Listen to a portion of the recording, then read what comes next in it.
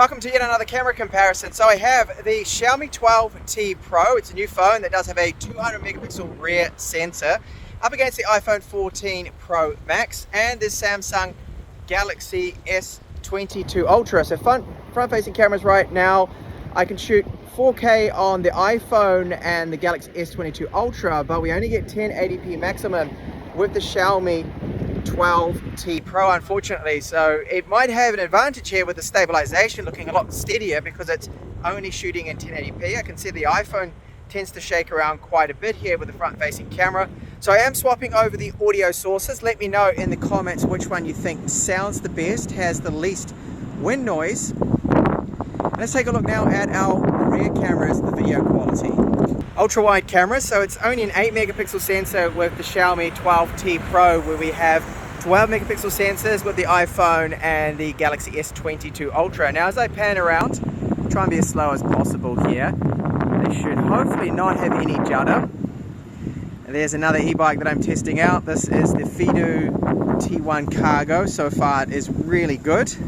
More on that in the channel later. And just a bit of a jog ahead now. Testing that stabilization. Electronic, of course, with all three. Let me know which one you think is the steadiest here. It looks the best with the ultra-wide cameras. Main cameras now, so we have 200 megapixels versus 48 megapixels versus 108. Now all three of them do have optical image stabilization. So as I walk along here, they should all be very steady. Now one thing that I've noticed that these flagships, even though they are flagships, they often do stutter a lot when you pan them. They judder, sorry. And you can see it's happening just a little bit here as I pan around. I'm noticing it more on the Xiaomi. It seems to be a common fault of theirs, especially with these changes in exposure when you're facing the sun. You've got your subject in the shadow, then you come out of the shadow into the sun. It tends to have a bit of judder there, jitter to it when you pan around. Now I'm going to sprint ahead. We'll test out that stabilization. Which one do you think is the steadiest here? Zoom cameras now. So the Samsung S22 Ultra, this has 10 times optical zoom versus the 3 times optical we have with the iPhone 14 Pro Max. And then the Xiaomi 12T Pro, well, that's only got digital zoom. It doesn't have an optical. Now I've got it at 2 times at the moment with the Xiaomi. But I'm going to take that up now to, that's 3 times. I'll take it up to about 4. That's 4 at the moment. And I'll just tap to lock onto the castle. And we've got the same with the iPhone. So the iPhone, I'm going to zoom in here just a little bit more. That's now 5 times. And I'll see if I can just zoom in a little more too with the Samsung. Just bring that up to now that's 16 times, which is, yeah, not looking great. So it's just a quick idea, at least, of what we can expect zoom-wise with video with these phones. 4K 60 frames per second now. The 2 Android phones can shoot 8K 24 frames per second. The iPhone cannot. So just going down these stairs here. They should be a lot smoother at 4K 60 frames per second. Panning around now. Hopefully we're not going to see any judders with either of these. So it looks like all three are shooting some very good looking footage here. Now the audio bitrate on the Xiaomi is the lowest. It's only 96 kilobits per second. So it's letting down, I think, the sound quality a little bit. It does sound a bit scratchy.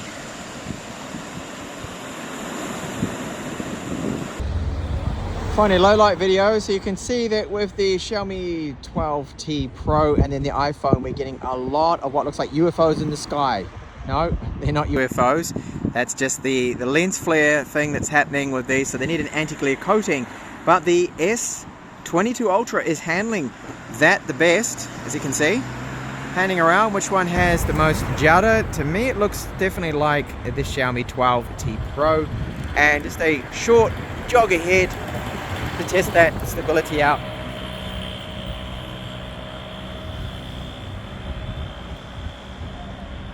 Over 12 photo samples now. So this photo here of my cat Vera, if you take a look at her white fur on the right side of her face, it is losing a lot of detail with the 12T Pro, but the 14 Pro Max and the S22 Ultra look the best here.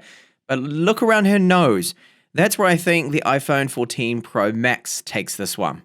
Portrait shots now. So this one of my daughter, you see that her hair is actually the worst, the stitching on the iPhone 14 Pro Max on the left side, but her eyes look a little brighter and a little bit better in this portrait shot. But I do actually prefer here the 12T Pro. I think it looks a little bit more natural, and I do like the stitching. I think it happens to be probably the best out of these three phones. Selfie shots now. So this always seems to happen with the iPhone 14 Pro. The white balance is off. It's just too blue here.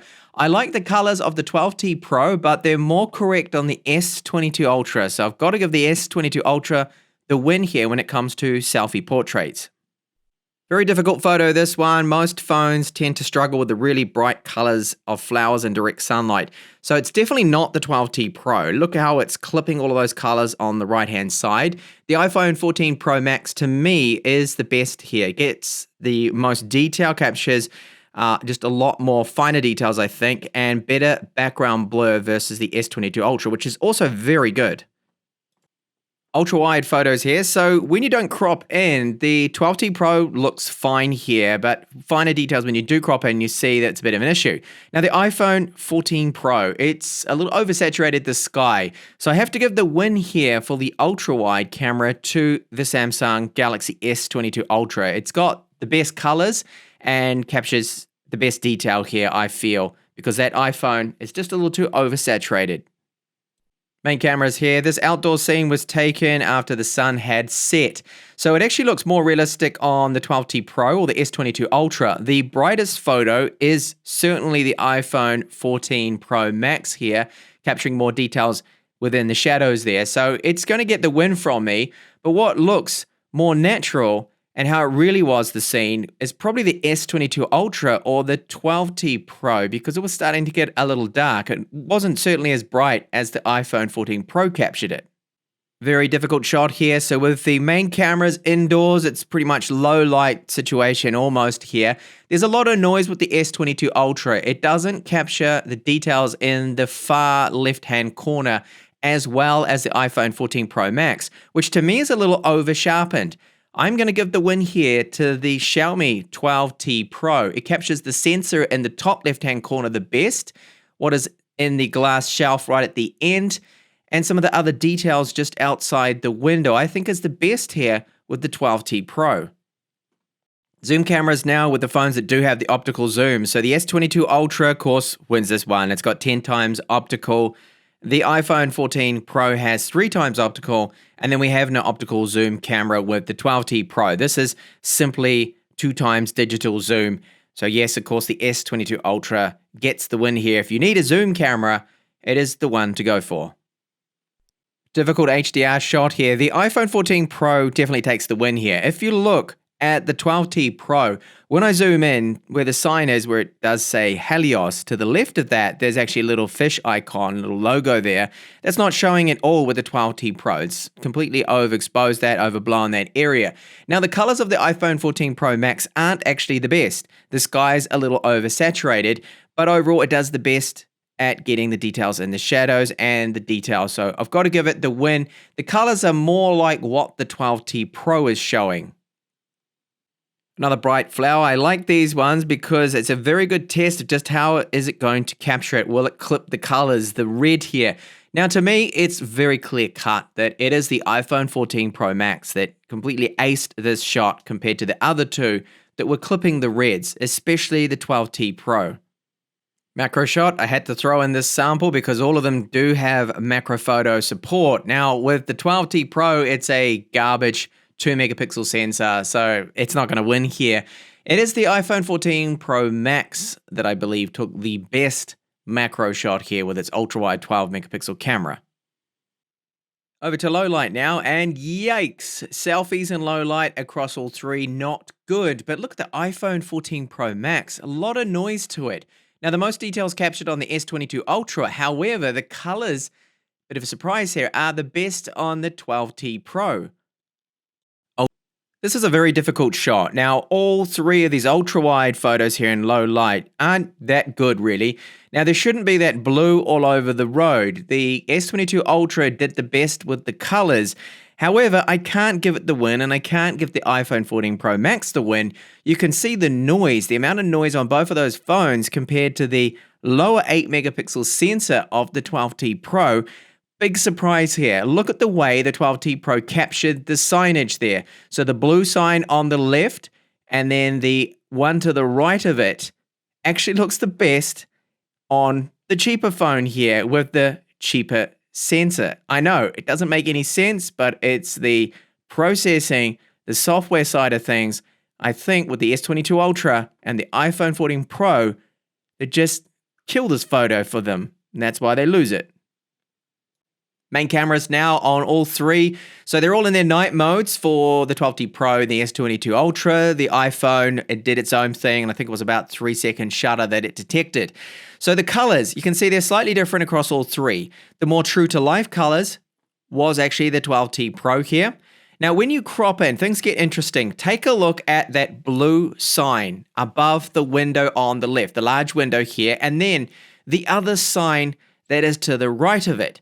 They are captured, in my eyes here, it's all subjective, best on the 12T Pro.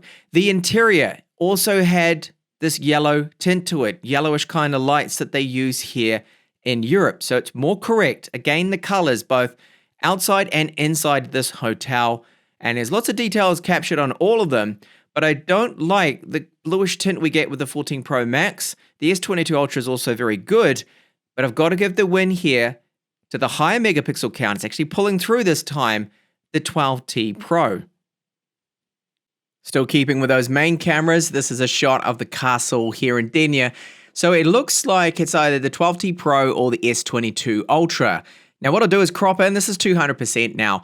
Take a look at just below the castle wall. You can see that there are those lens flares, what looks like maybe UFOs or whatever there. The S22 Ultra is not really suffering from this, so I have to give the S22 Ultra the win here for this low light shot. This is the main camera still, so we are looking at three photos that look very similar here. Now, there is a difference in, you can see the colors. What is more true to life is the 12T Pro, and a very close second, the S22 Ultra. It's a little bit more bluish in tint, the 14 Pro Max, than what it really was from what I saw. Cropping in, you can see there is some differences here in the details. It's certainly a lot sharper, the S22 Ultra, which I'm going to give a win here. A very close second, however, is the 12T Pro. So these are my findings here. It's all subjective, so please don't kill me in the comments. I think the best portrait photos were from the 12T Pro. The best selfies, the S22 Ultra. The best daytime photos were either the iPhone 14 Pro Max or the S22 Ultra, and the best low light went to the S22 Ultra. Now with video, I think it was the iPhone 14 Pro that overall was the best in terms of video performance. The best audio, I couldn't give the win to the 12T Pro because it had a lot of wind noise. It was, I feel, just the S22 Ultra. Sometimes they sound a bit muffled, especially with the zoom shots with video, it wasn't so great. So thank you so much for watching this in-depth comparison. If you did like it, please give a thumbs up. I put a lot of work into this and it does help the YouTube algorithm, and subscribe for more.